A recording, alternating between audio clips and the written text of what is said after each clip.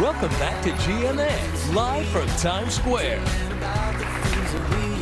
And welcome back to GMA. Great to have you all with us on this snowy Thursday morning.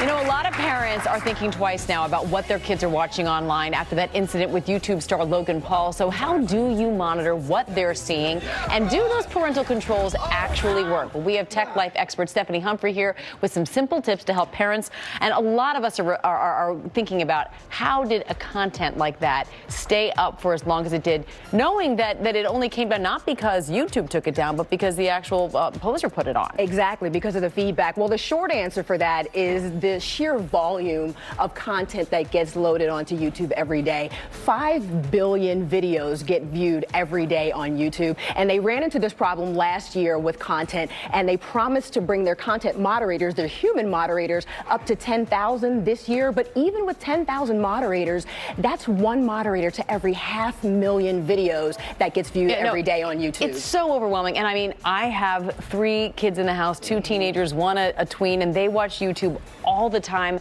I'm overwhelmed too as a parent. How do I control or monitor what my kids are watching? Well, first up, you can set some restrictions on the YouTube app. So we have an account up here, right there on your home page. There's that little picture icon up in the top there, and you're going to click on that.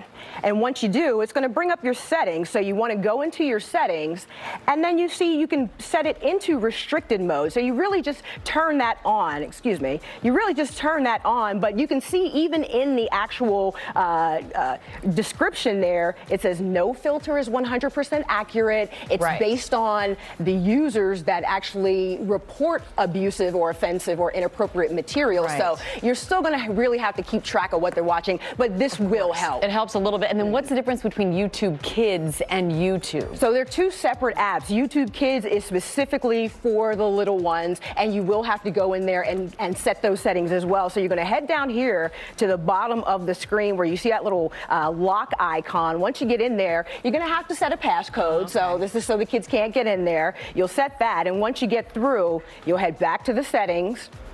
And what you want to be looking for here is that search feature. You want to turn that off because you don't want them to have the ability to search all over the network. You just want them to watch what you want them to watch. So turn that off, and that'll help for the kids. Okay, and then you're showing us this on an iPad, but what are the phones different? The phones are a little bit different, but Android devices do have similar functionality where you can set some restrictions. Okay, so here's my next question, because when I just mentioned phones, my kids have their own devices, they have their own passcodes.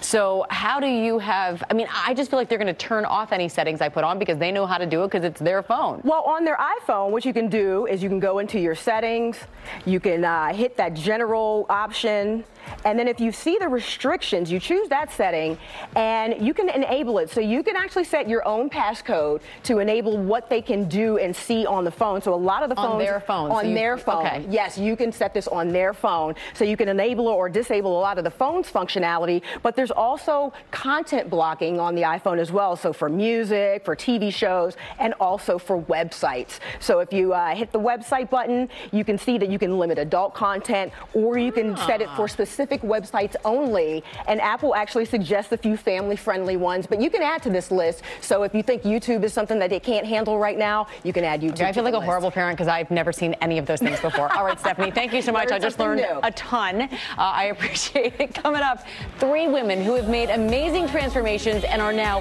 half their size when we come back.